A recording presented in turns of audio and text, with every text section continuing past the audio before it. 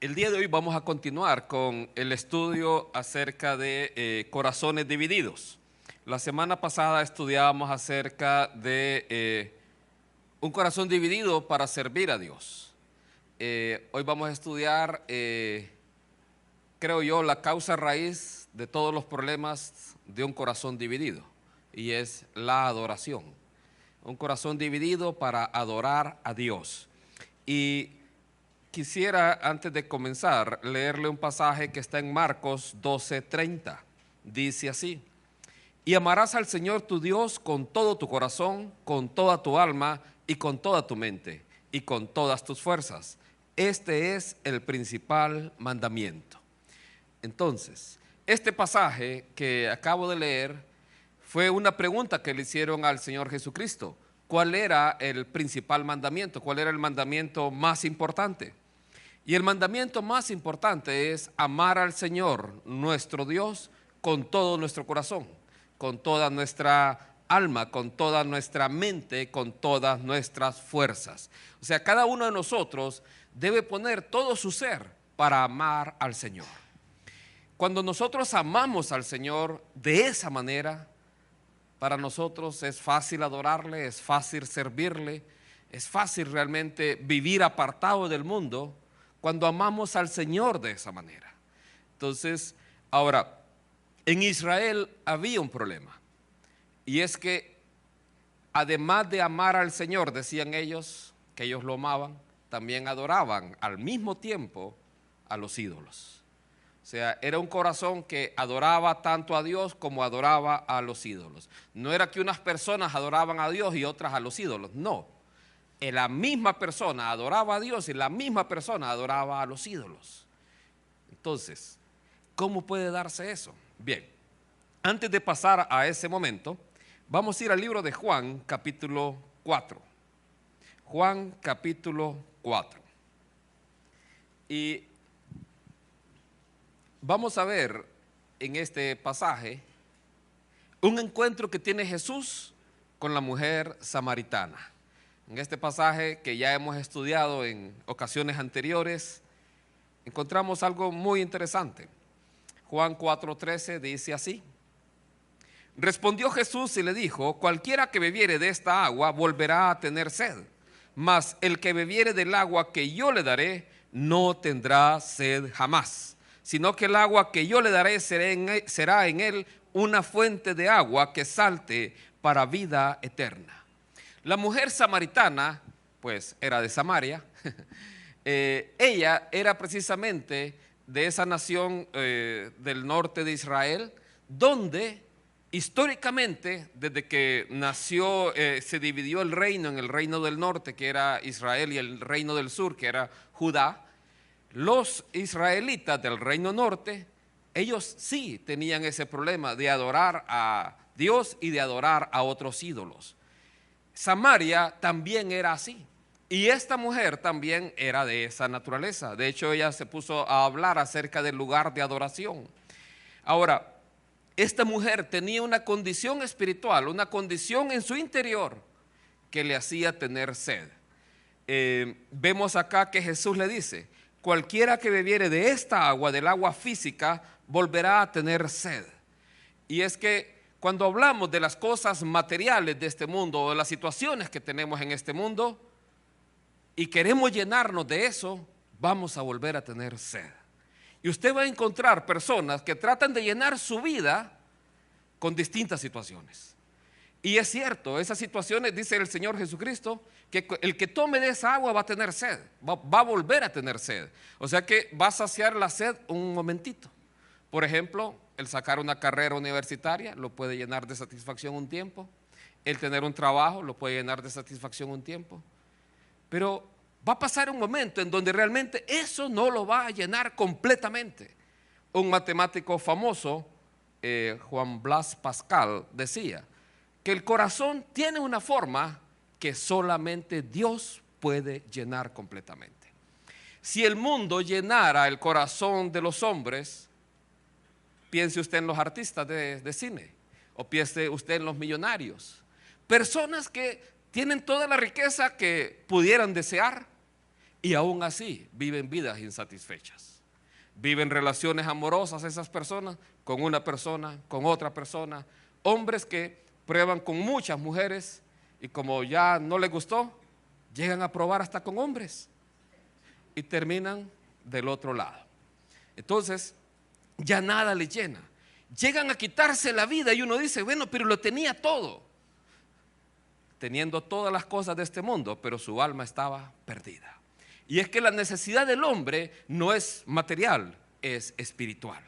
Entonces, acá decía Jesús, mas el que bebiere del agua que yo le daré, no tendrá sed jamás. Es una afirmación poderosa la que hace el Señor Jesucristo, que el que tome del agua que Él va a dar, no va a tener sed jamás. Una persona que no le ha rendido su corazón a Jesús es una persona que va a andar buscando en distintas fuentes para saciar la sed en su interior. Va a buscar de repente en los vicios, en las drogas, en el alcohol, en las mujeres, en los hombres. Y va a probar de todo y nunca va a llegar a saciar la alma en su interior. El alma en su interior. Pero Jesús le dice que el agua que Él va a dar, y ya vamos a ver cuál es esa agua. Este pasaje lo vamos a retomar ya al final. ¿Cuál es el agua que Jesús está ofreciendo? ¿Cuál es el agua que puede saciar la sed en el interior del hombre? ¿Cómo es un alma sedienta? Esto lo explicábamos hace varios domingos anteriores. Es un alma que está llena de preocupaciones. Le preocupa todo el futuro. Le preocupa y pasa lleno de ansiedad, de depresión. Pasa lleno de angustias. Pasa buscando la satisfacción propia. Pasa llenando su propio ego. Pero la afirmación de Jesús es que el que tome del agua que Él va a dar no tendrá sed jamás. Cuando tratamos de llenarnos de otras cosas, esas otras cosas llegan a ocupar el lugar que Jesús o que Dios debería ocupar en nuestro corazón. Quiero leer un pasaje en Oseas 10. Oseas 10 está después de Génesis, antes de Mateo, por ahí lo puede encontrar. Oseas 10. Capítulo 1, dice, versículo 1, perdón, Oseas 10, versículo 1, dice así: Israel es una frondosa viña que da abundante fruto para sí mismo. Conforme a la abundancia de su fruto multiplicó también los altares. Conforme a la bondad de su tierra aumentaron sus ídolos. Está dividido su corazón. Ahora serán hallados culpables. Jehová demolerá sus altares, destruirá sus ídolos. El corazón de Israel se encontraba dividido. El corazón de la mujer, en el caso de la mujer samaritana, estaba sediento. Otras cosas ocupaban su corazón. Era una mujer que había venido de varias relaciones infructuosas, varias relaciones donde había experimentado, desde mi punto de vista, el rechazo de los hombres. Porque había tenido 5 maridos y el que tenía ahora no era su marido. ¿Con qué cosas había tratado de llenar su corazón? Y estaba en un punto donde tenía sed. Y Jesús le ofrece el agua viva. Israel, aquí en este caso, se había apartado de Dios y estaba dándole su lugar, el lugar de adoración a Dios, a otros más. Su corazón se encontraba dividido y producto de esa división de corazón también experimentaría hambre y sed.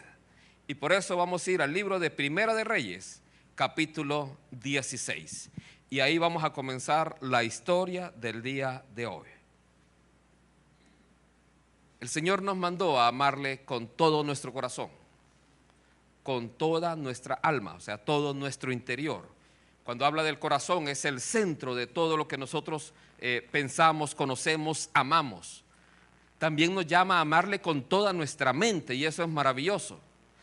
Esa parte no estaba en el Antiguo Testamento, está ahora en el Nuevo Testamento cuando uno encuentra el pasaje, amarle con toda nuestra mente. ¿En qué está ocupada nuestra mente? ¿Pasa pensando y meditando usted en la palabra de Dios? ¿O pasa pensando en la Rosa de Guadalupe? ¿En qué está ocupada su mente? Primera de Reyes, capítulo 16. Hambre y sed de un corazón dividido. Antes de empezar la historia ahí, quiero contarle esto. Le decía, el reino de Israel se dividió en dos. Solo durante 3 reyes el reino estuvo unido. Fue el reino de Saúl, luego de David y luego de Salomón. Pero por la idolatría de Salomón, el reino se partió en dos. El reino norte, que después se conocía como Israel, solo a esa parte, donde habían 10 tribus, ese reino se caracterizó que ninguno de sus reyes hizo lo correcto delante de Dios. Todos los reyes fueron de lo peor. El reino sur, que es el reino de Judá, donde estaba Jerusalén, ahí sí hubieron reyes que hicieron lo bueno, que hicieron lo correcto, como Ezequías, como Josías. Hubieron varios reyes que sí hicieron lo correcto. Claro, hubieron otros que no hicieron lo correcto, hicieron lo malo delante de Dios. Pero el reino de Judá es el que nosotros conocemos como el reino de los judíos. De ahí es donde viene Jesucristo. Entonces el reino se dividió en dos. Hoy vamos a ver una historia que se desarrolla en el reino norte, donde estuvieron los peores reyes de Israel. Y el peor de todos ellos es Acab. Primera de Reyes, capítulo 16, versículo 30. Y reinó Acab, hijo de Omri, sobre Israel en Samaria. La capital del reino norte era Samaria, la capital del reino sur era Jerusalén. Reinó sobre Israel en Samaria 22 años. Y Acab, hijo de Omri, hizo lo malo ante los ojos de Jehová, más que todos los que reinaron antes de él. Porque le fue ligera cosa andar en los pecados de Jeroboam, hijo de Nabat, y tomó por mujer a Jezabel, es famosa, ¿va? Hija de Et-Baal, rey de los Sidonios, y fue y sirvió a Baal y lo adoró. Entonces, este rey fue el peor que tuvo Israel, y parte de su pecado fue haberse unido en yugo desigual. Y aquí vemos, se unió con una mujer que era quien lo dominaba, quien lo controlaba. Su nombre era Jezabel. Quien era realmente la que reinaba en Israel, Acab era como la figura, podríamos decirlo así, y llevó en este caso a Acab a adorar a Baal. Ahora, ¿quién era Baal? Baal, se lo presento ahí. Baal era una deidad cananea que era considerado el dios del trueno, como Thor, el dios del relámpago, el dios de la lluvia, el dios de la fertilidad. Se consideraba que cuando venía el tiempo de verano, Baal moría a manos de otra deidad cananea llamada Anat. Y cuando venía el tiempo de invierno con la primera lluvia, Baal resucitaba.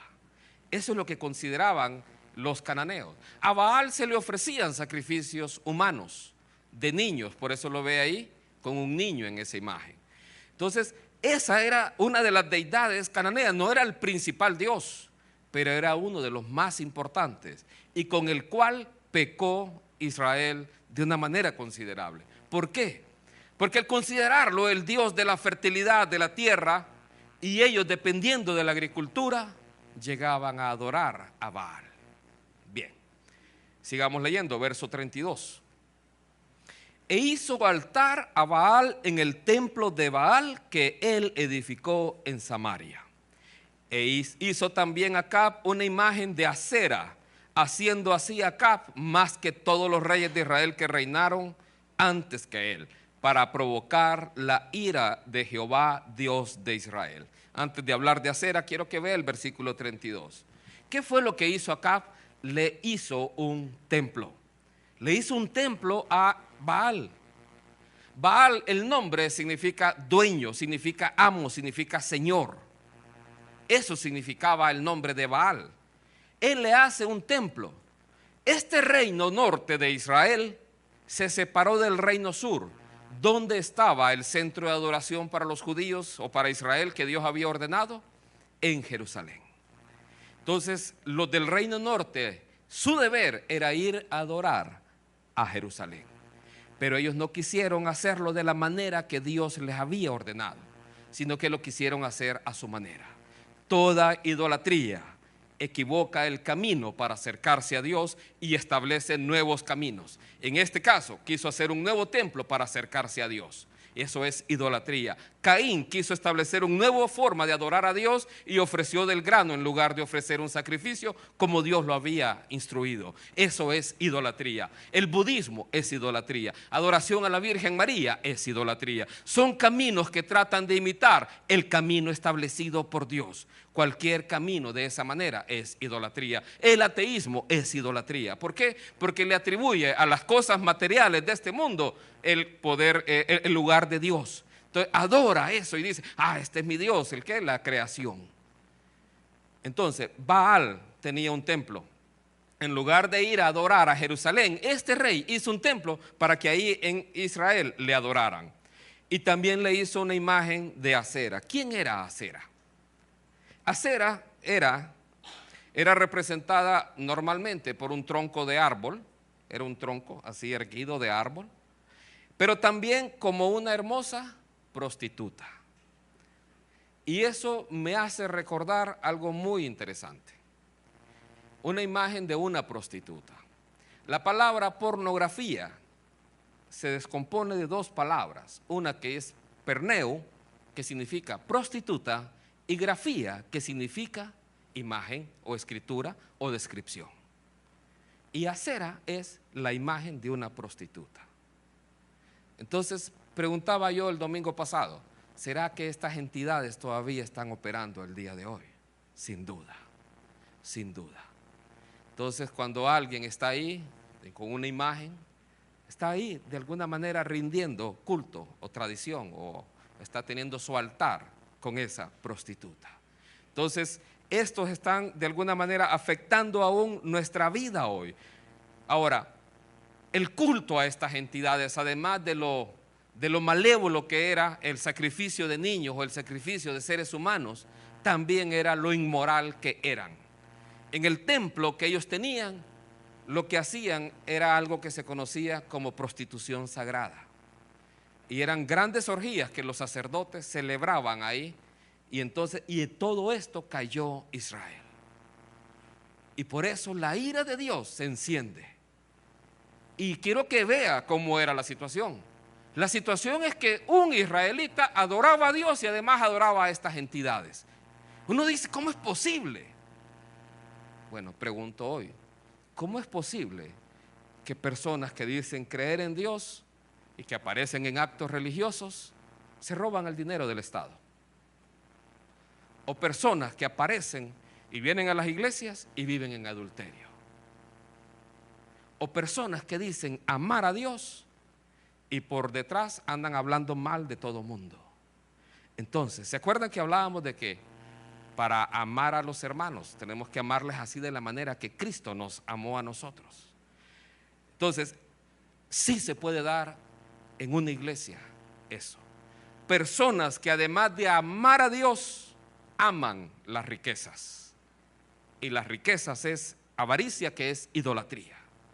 Entonces, así esa dualidad que se presentaba en Israel, aún en nuestro día se puede presentar. Tal vez no están hablando de Baal, tal vez no están hablando de Acera, pero están hablando de otras situaciones que están en el corazón del ser humano.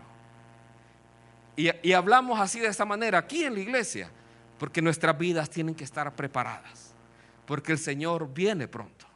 Por eso ese canto, puedo imaginarme. Debemos de estar una iglesia sin mancha, sin arruga, sin contaminación alguna. Entonces Israel caía en esto. ¿Qué hace Dios? Primera de Reyes 17. Primera de Reyes 17. Versículo 1. Dice así: entonces Elías Tisbita, que era de los moradores de Galaad, dijo a Acab: vive Jehová, Dios de Israel, en cuya presencia estoy, que no habrá lluvia ni rocío en estos años, sino por mi palabra. Elías hace su aparición de repente. Usted no encuentra antes referencia a Elías. Este es donde aparece Elías. ¿Quién eran los padres de Elías? A saber. Pero aparece Elías así de repente. ¿Sabe? Cuando estudiábamos el libro de Apocalipsis, 2 testigos van a aparecer. Y entonces iban a dar testimonio de Dios. Creemos que uno de ellos puede ser Elías, por la forma en que se describe. Y también aparece así de repente. Entonces, Aquí viene el castigo de Dios. Y yo quiero que vea, el castigo de Dios es bien interesante. ¿Por qué? Porque a quien estaban adorando, a quien le hicieron un templo fue a Baal, el dios de la lluvia. Y precisamente, ¿qué era lo que no iba a pasar en Israel? Lluvia. No iba a llover durante un tiempo. Precisamente el castigo que iban a recibir era producto de que no creían en Dios. Y el Dios de la lluvia iba a quedar en ridículo. Esto nos enseña que nada de eso va a llenar nuestras vidas. Nada de eso puede calmar la sed. Nada de eso puede saciar el hambre de una vida. Solamente Dios por su palabra. Y aquí lo dice que no iba a llover, ni iba a haber ni rocío. ¿Hay alguien que se llama Rocío? No iba a haber ni rocío en esos años sino por su palabra. No iban a ser días, iban a ser años. ¿Cuántos años fueron? 3 años y medio. ¿Y sabe qué pasó? Israel sufre esos 3 años de sequía, ya vamos a ver el resultado. Pero durante ese tiempo, Elías, que estaba ahí también en la tierra, fue alimentado al principio por unos cuervos. Por unos cuervos que le traían, adivine qué, pan y carne, o sea, hamburguesas. Ahí le traían hamburguesas a Elías todos los días, pan y carne. Y después de eso, fue atendido por una viuda que estaba a punto de morir, pero ni el aceite ni la harina cesó. Le hicieron baleadas ahí. Entonces,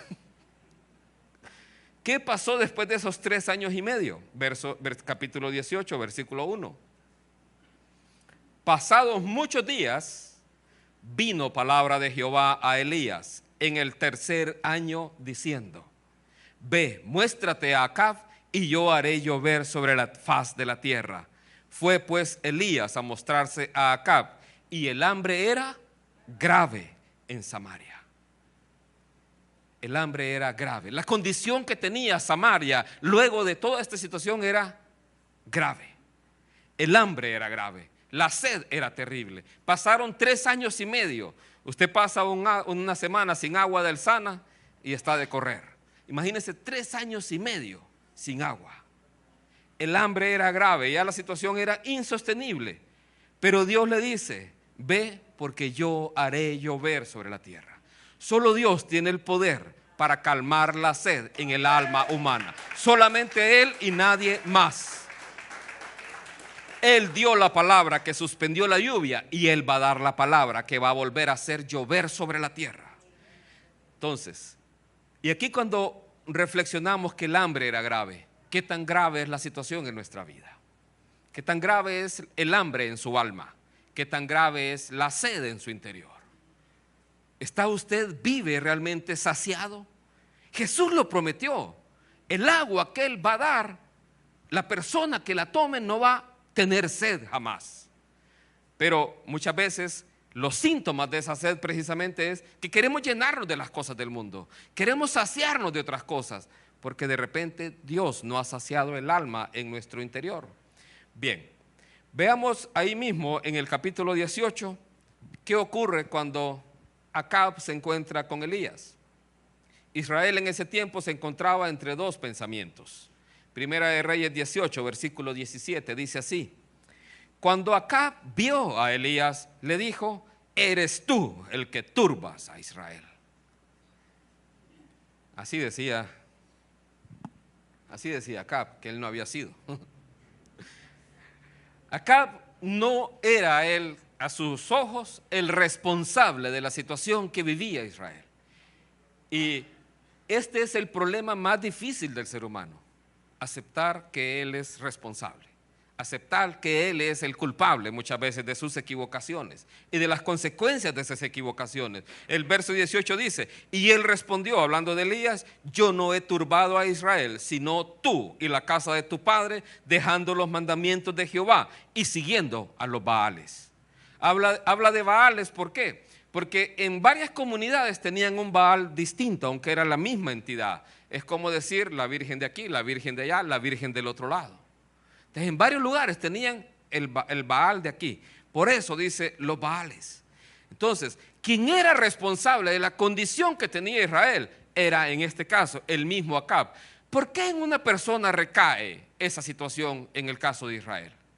Porque él era, en este caso también, el que motivaba, en este caso, la idolatría. Nació por el primer rey del reino norte de Israel, la idolatría que se heredó de generación en generación. La casa del rey en Israel fue la culpable de la idolatría del pueblo.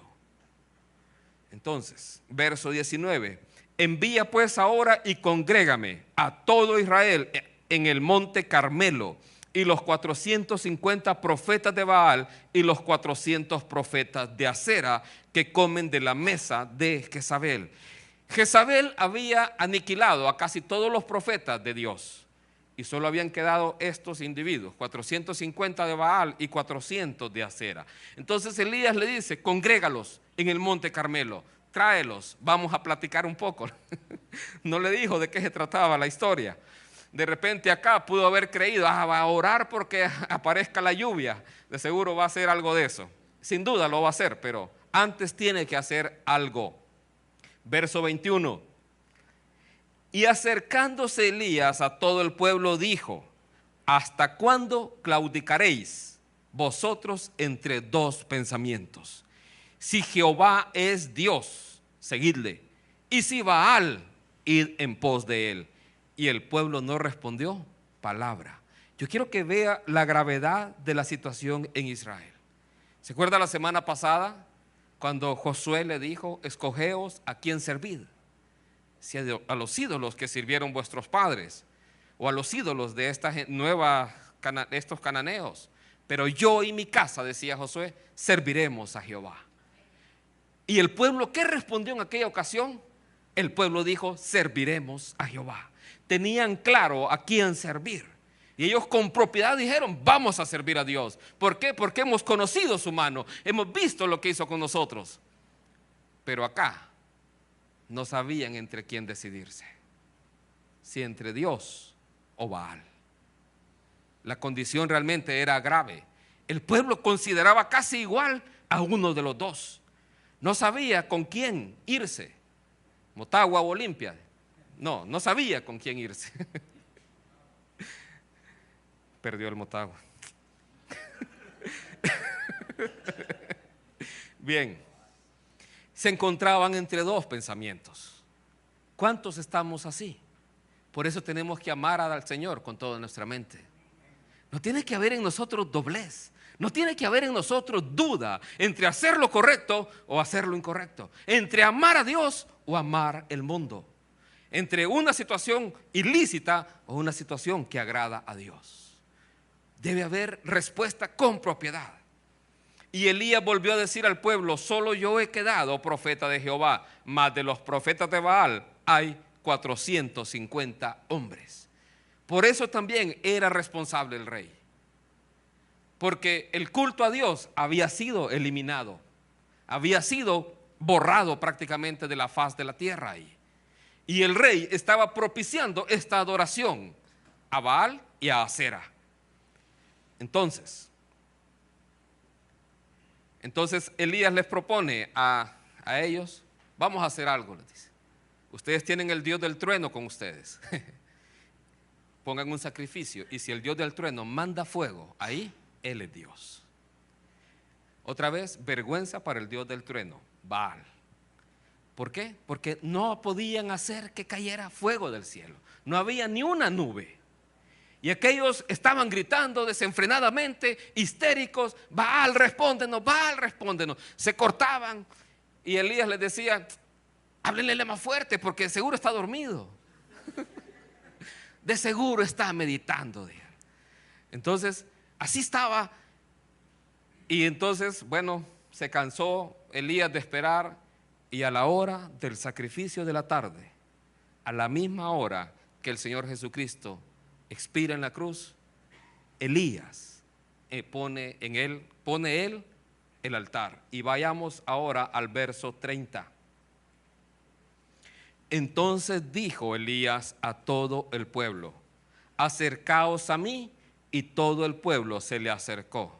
Y él arregló el altar de Jehová que estaba arruinado. ¿Cómo estaba el altar de Jehová? Todo el altar se refiere al lugar de adoración, al lugar donde yo voy a ofrecer mis ofrendas de olor grato a Dios, donde yo vengo y ofrezco el holocausto, que es entregar lo mejor de mí y que se consuma completamente, que se consuma ahí permanentemente. Ese lugar de adoración estaba arruinado. Cuando en nuestra vida hay, en este caso, dos pensamientos, entre servir a Dios y no servirle, entre amar a Dios y amar al mundo, ¿sabe cómo se encuentra su vida de oración o su vida de adoración? Arruinada. El vivir entre el pecado y amar a Dios, cuando usted dedica su corazón a eso, el altar de Dios se encuentra derribado, arruinado. Este altar era un altar antiguo, histórico, que en algún momento existió, pero no era el lugar que Dios había establecido para adorarle. El lugar que Dios había establecido era Jerusalén. Pero sí denota que esta gente se había olvidado completamente de Dios. Y entonces Elías restaura en primer lugar el altar arruinado. Dios con este milagro que va a hacer, lo que busca es otra vez que el pueblo se vuelva a Él. Veamos el verso 37. La oración de Elías dice así: respóndeme, Jehová, respóndeme, para que conozca este pueblo que tú, oh Jehová, eres el Dios, y que tú vuelves a ti el corazón de ellos. Lo que Dios buscaba es que el corazón de ellos se volviera a Dios. Sin duda el corazón de Acab no se volvía a Dios. ¿Por qué? Porque culpó a Elías del problema en lugar de ver él cuál era el problema. Entonces cayó fuego de Jehová y consumió el holocausto, la leña, las piedras y el polvo, y aún lamió el agua que estaba en la zanja. Viéndolo todo el pueblo se postraron y dijeron: Jehová es el Dios, Jehová es el Dios. Entonces, no hubo show, no se cortó las venas Elías, no empezó a tambalear, no. Simplemente oró en la perfecta voluntad de Dios y el fuego del cielo cayó. Simplemente eso, porque estaba orando conforme a la voluntad de Dios ahí. Y es interesante lo que ocurre con el sacrificio, porque no solamente el sacrificio es consumido, sino las piedras del altar también fueron consumidas, y eso llama mucho la atención. Les decía, este sacrificio ocurre a la misma hora que el Señor Jesucristo da su vida en la cruz. Cuando Jesucristo da su vida en la cruz, inaugura un nuevo tiempo para nosotros. Y este milagro habla de ese nuevo tiempo. ¿Por qué? En primer lugar, el holocausto solo se podía ofrecer en un solo lugar: Jerusalén. Solo allá en el templo de Jerusalén se podía ofrecer el sacrificio. Pero aquí se está dando un sacrificio que es grato a Dios, hablando de un nuevo tiempo que se iba a inaugurar.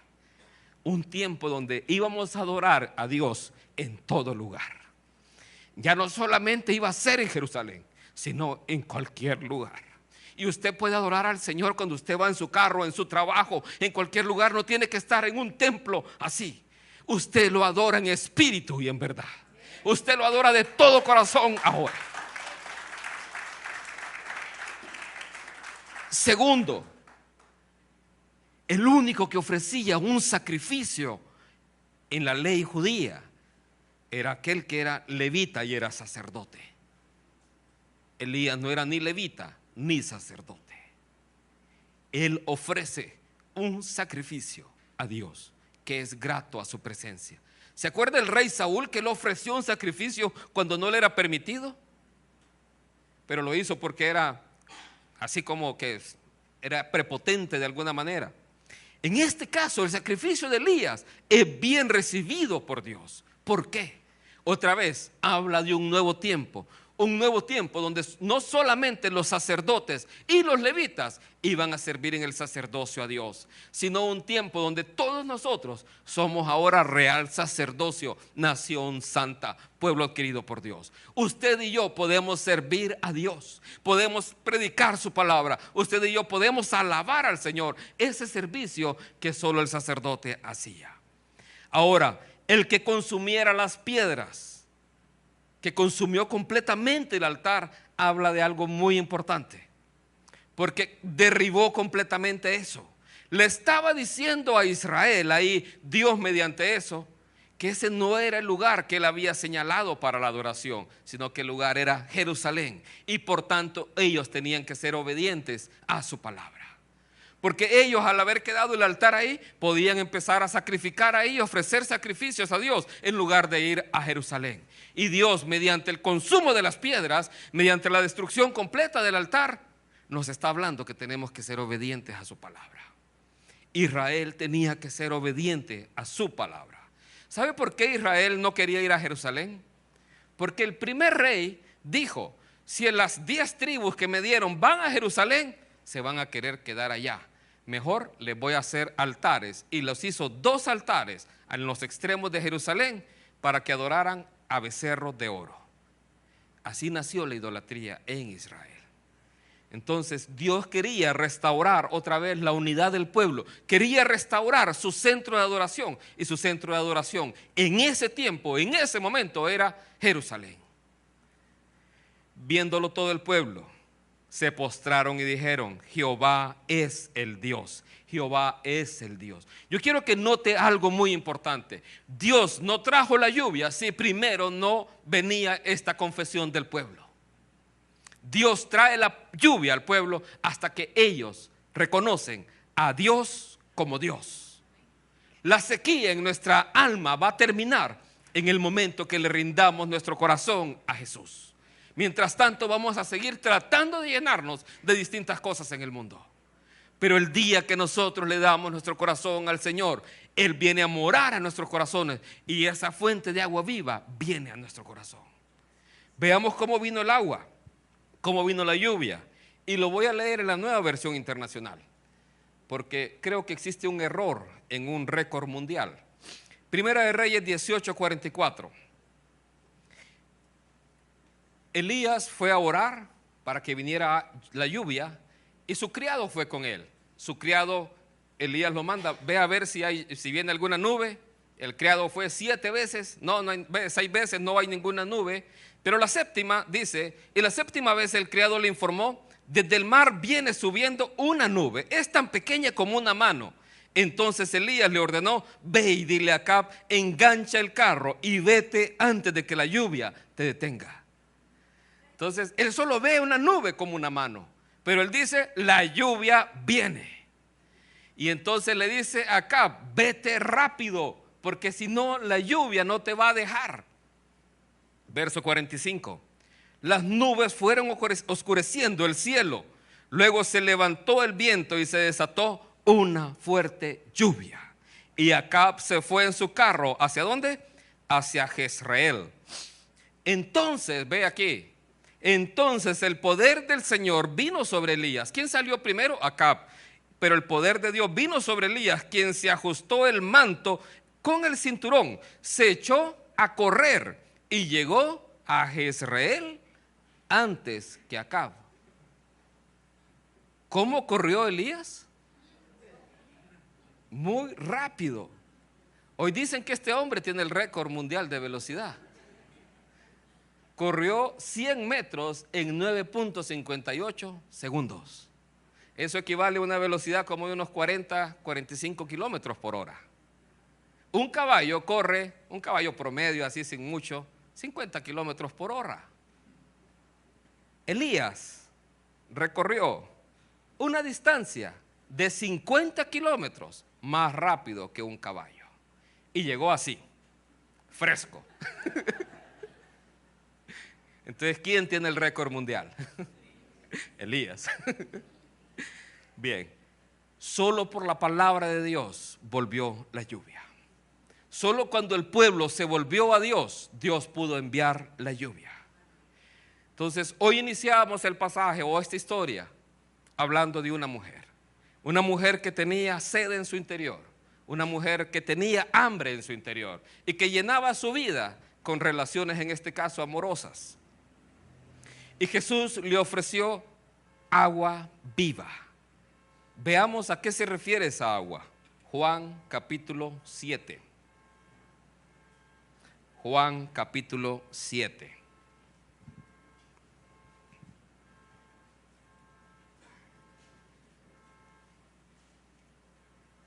verso 37. Dice así: en el último y gran día de la fiesta, Jesús se puso en pie y alzó la voz diciendo: si alguno tiene sed, venga a mí y beba.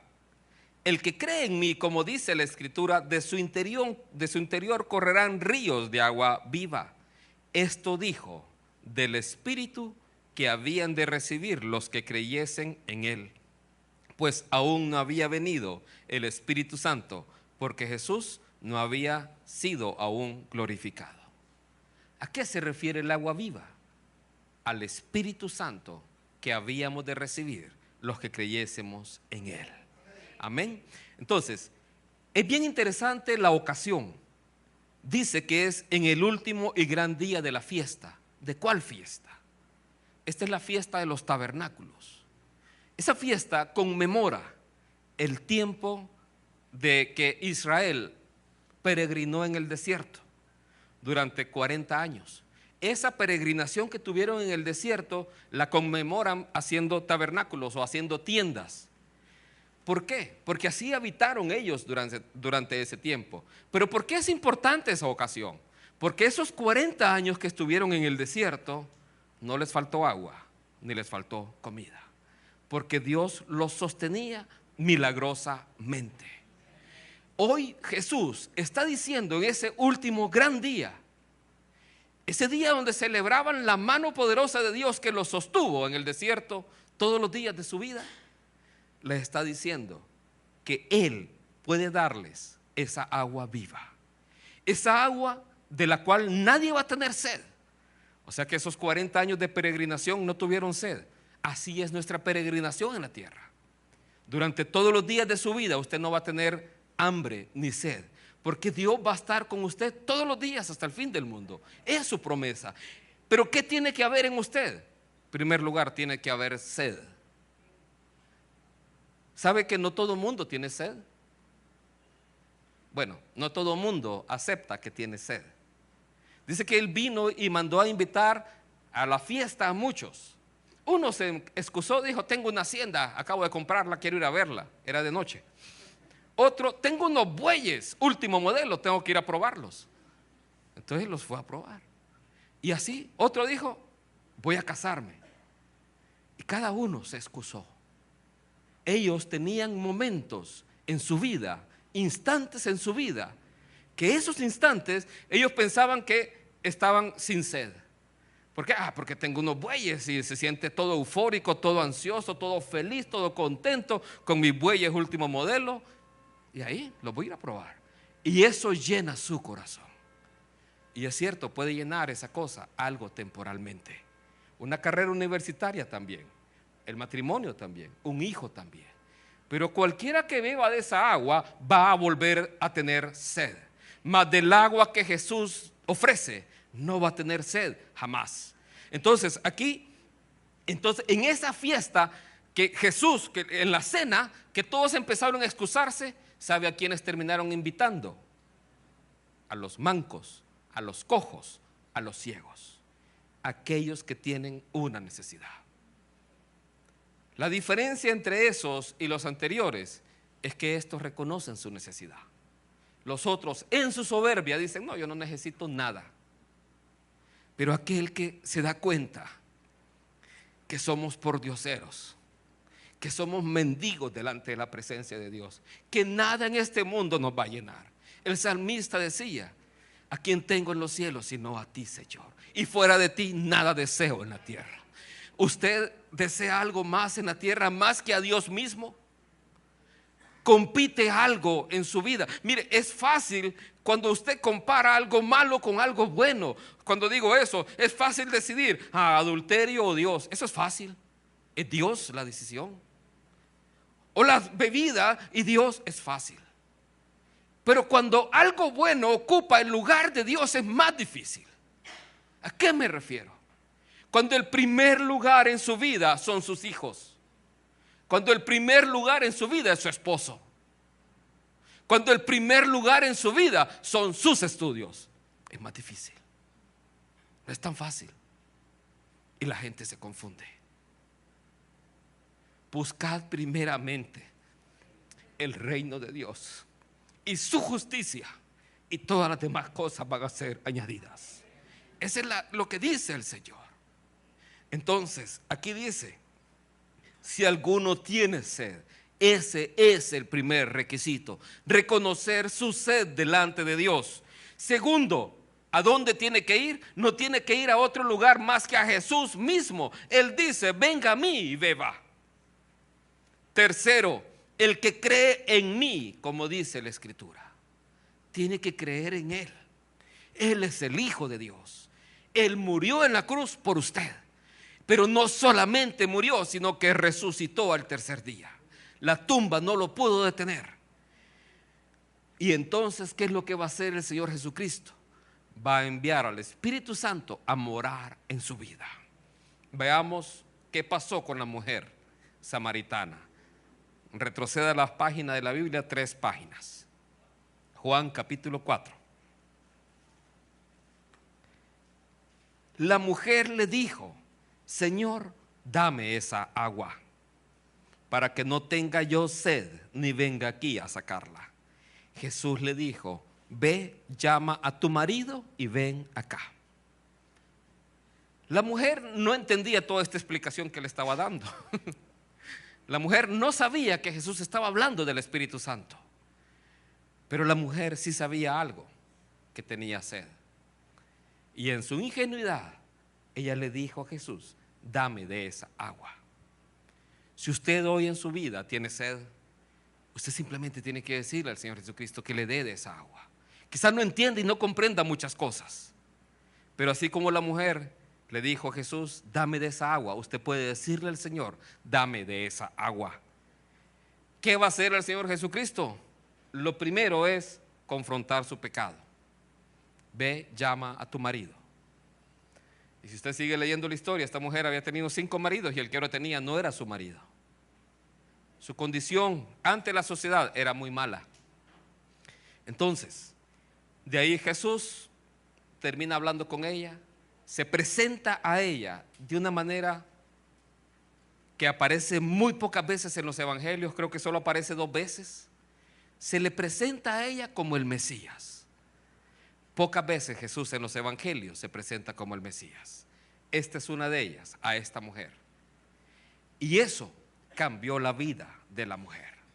Eso cambió aquella condición que en ella, en su interior, le afectaba, dejó de existir. Pregunta hoy, ¿cómo está su vida? ¿Cómo está su interior? Si nos están viendo por internet también, ¿qué es la sed que hay en su interior? Jesús lo prometió, que el que bebiera de la agua que Él daba no iba a tener sed jamás, sino que iba a ser una fuente en su ser. Y esa parte es muy importante, porque no era que le iba a dar agua, sino que en su interior iba a haber una fuente de agua viva. Entonces no era que iba a darle agua y que iba a quedar estancada, era una fuente que iba a correr. Y eso es el Espíritu Santo en nuestras vidas. Termino con esta declaración de Jesús a la mujer en el verso 21. Jesús le dijo, mujer, créeme que la hora viene cuando ni en este monte ni en Jerusalén adoraréis al Padre. Vosotros adoráis lo que no sabéis, nosotros adoramos lo que sabemos, porque la salvación viene de los judíos. Mas la hora viene y ahora es cuando los verdaderos adoradores adorarán al Padre en espíritu y en verdad, porque también el Padre tales adoradores busca que le adoren. Dios busca adoradores en espíritu y en verdad. Iniciaba el día de hoy con un pasaje: amarás al Señor tu Dios con todo tu corazón, con toda tu alma, con toda tu mente y con todas tus fuerzas. Cuando nuestro corazón se divide y cuando nuestro corazón compite, Dios, con algo más, ahí el altar de Dios en su vida está derribado o arruinado. Y usted ya no siente, dice, ya no siento aquella pasión que sentía. Escudriñemos nuestros caminos y volvamos a Jehová, decía el profeta. ¿Por qué no siento la pasión que sentía antes? ¿Por qué no siento servir a Dios como sentía al principio? La pregunta es, ¿está su corazón dividido? ¿Está su corazón dividido entre familia y Dios, trabajo y Dios, pecado y Dios, el mundo y Dios, la comodidad y Dios? Prefiero estar más cómodo que servir a Dios. ¿Sabe? Cuando nosotros empezamos a asistir a Jericín hace muchos años y nos casamos con mi esposa, nos pasó un efecto, y es que nuestra relación matrimonial empezó a tomar el primer lugar antes que Dios, y dejamos de asistir a la iglesia. Por eso nos apartamos. Estuvimos un año así. Después de un año volvimos y estuvimos en centro evangelístico. El día que pusimos el pie ahí otra vez, aquella pasión volvió a latir en el corazón. Yo no quería servir a Dios en nada, me acuerdo, pero nos llevaron a un grupo en crecimiento en Prados Universitarios, donde estaba Sonia. Y estando ahí, pues aquel latir en el corazón volvió otra vez a comenzar. Volvió a palpitar fuerte el deseo de servir a Dios, el deseo de querer glorificarle, amarle, honrarle. Y si estoy de pie aquí hoy, es porque ese deseo permanece. Pero hubo un tiempo donde algo lo opacó. Hubo un tiempo donde algo afectó. Cuando las personas se casan, cuando las personas tienen hijos, cuando las personas quieren estudiar o tienen un trabajo, muchas veces suceden esas cosas.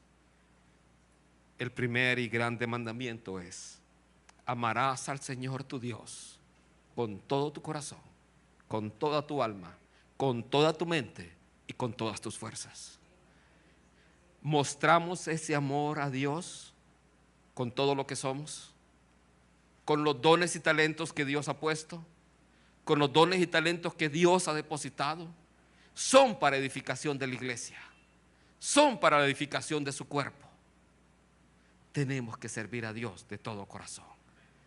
¿Me ayuda, Carlos? Cierre sus ojos un momento, ahí donde está. Cierre sus ojos un momento, y ahí con sus ojos cerrados. Y ahí con sus ojos cerrados. Yo quiero hacer una oración. En primer lugar, a aquellas personas que no han rendido su corazón a Jesús. Así como le decía Jesús a la mujer, que la persona que tomara del agua que Él le dará no volverá a tener sed jamás. Si usted está aquí y su alma está sedienta, si su corazón está sediento y ha tratado de llenarlo con tantas cosas en el mundo, el Señor Jesucristo está aquí hoy, porque Él dijo: donde dos o más reunidos en mi nombre, ahí estoy yo. Y el Señor Jesucristo está aquí hoy, y Él está tocando a la puerta de nuestro corazón. Si usted está aquí o nos está viendo por internet y quiere darle la oportunidad al Señor Jesucristo, usted puede repetir esta oración conmigo. Señor Jesús, estoy aquí en esta mañana para decirte, Señor, que necesito de esa agua, que necesito de tu Espíritu Santo en mi vida. Reconozco que he sido una persona pecadora, que he vivido alejado o alejada de ti, pero en este día, en este lugar, te rindo mi corazón, te entrego mi vida, Señor, para que tú la transformes, me hagas la clase de persona que tú quieres que yo sea. Renuncio a todo pecado en mi vida, te recibo como mi único y suficiente Salvador. Te entrego todo mi ser, te doy gracias en el nombre de Cristo Jesús. Amén.